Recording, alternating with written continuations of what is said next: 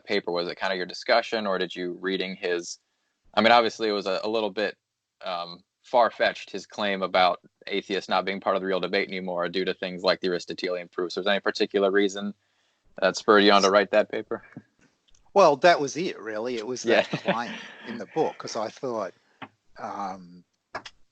I decided that I'd read the book. I've had a developing interest in the Thomistic arguments, and so I was interested to see what Ed had to say. And then I thought that it's really not that clear how the proofs are supposed to do any serious damage to, say, contemporary naturalist perspectives, right? Or how you could think that they do, right? So that's what motivated me to write that paper, and I wrote another one which I haven't tried to get published yet on the Thomistic argument.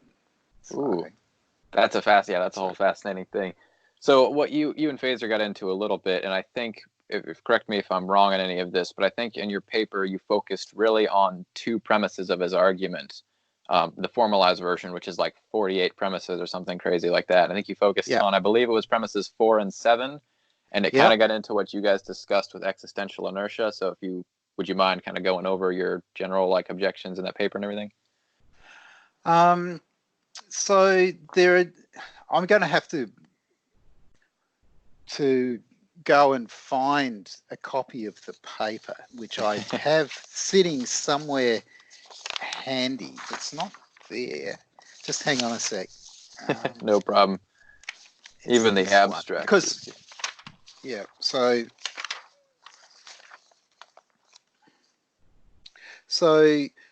it's just because I want to have the exact wording exactly right. So premise 4 says no potential can be actualized unless something already actualizes it.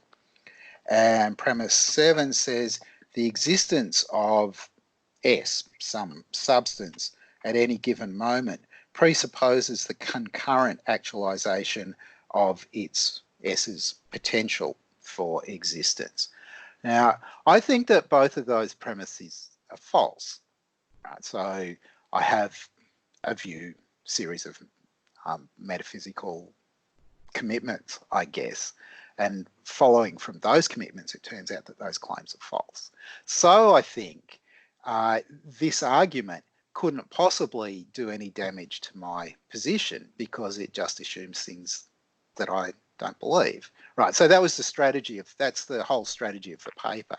So I'm not undertaking to show that it's irrational to believe these premises, or that, by the lights of Thomas, these premises are pretty obviously true. Right. I know those claims I've got no reason to reject. The point was just, I think these premises are false, so how could this argument show anything about my rationality? Yeah. He might as well have just said, well, you don't believe that God exists, so you're irrational, right? I mean, you pick your claim, right? It doesn't matter whether it's the conclusion of the argument or one of the premises, right? If he really meant it when he said, well, atheists are just out of the conversation because of this argument, then it seems to me a pretty solid reply to just say, well, look, they're false, and let me fill it out a little bit so I can tell you some of the other things I believe that sit around this, right? So it's not just that I'm merely saying it. I really do believe that they're false, right? And there are reasons that I can give why I think that they're false, even if I don't think that those are reasons that should persuade Ed to think that it's false.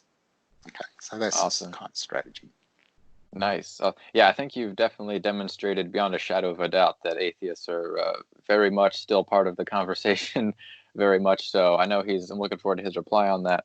But yeah, because it seems like that's almost question begging then, because he's assuming these kind of metaphysical principles that like a naturalist has no reason to accept. And so it's kind of a problem or a critique about the whole like Thomist framework, is it's really a lot more highly controversial than they're honest about it being, it seems like. So I'm not sure that it's dishonesty, and I'm Well, yeah, sure no, that not. that Ed really believes all of these things and he thinks that they're true. Um, but the the kind of interesting question is about the attitudes that you should have towards the people who don't agree with you. Right. Right? For sure. Yeah. Because you might have thought, what's the point of putting this into an argumentative form? What's the point of dressing it up as an argument? Why not just list the claims and then say, these are all true? Right? Just list all the premises and say they're all true. What difference is it supposed to make that we've given this in an argumentative form and we've picked out the conclusion eventually? I mean, not in my version because I only focused on the first part of the proof, but eventually you're supposed to get to the conclusion that God exists. Well, dressing it up as an argument, the point has to be, well, there's some inconsistency in people who don't recognize the force of this argument because they accept the premises and they don't accept the conclusion. I mean, that's how I assume how it goes. Well, if you don't accept the premises, then you just escape.